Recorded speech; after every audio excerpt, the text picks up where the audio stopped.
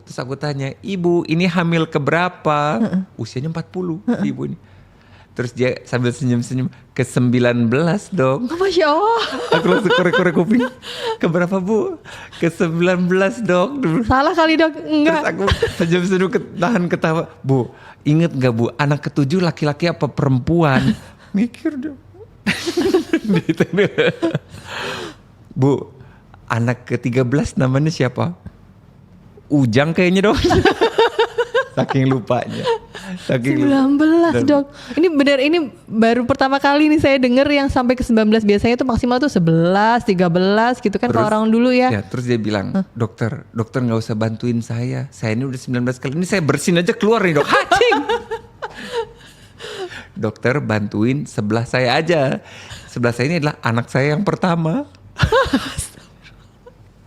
Jadi anak sama cucu barengan, adik sama keponakan barengan. Dinas catatan sipil bingung. Gitu. Oke, usianya dahsyat banget 40 ya dok.